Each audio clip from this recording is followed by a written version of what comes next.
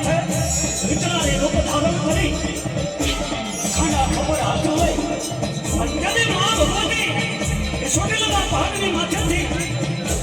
અમરિયા નામના દત્તને જેની વધ કરવા કહેવાય છે સોટેલાના પહાડની માથેથી તેની મા ભગવતી ઉતર્યા એની એક પગથિયા માતાજી સંતવા સુવાળા ઊંચી જોગણી પગથિયા મની ઉતરવા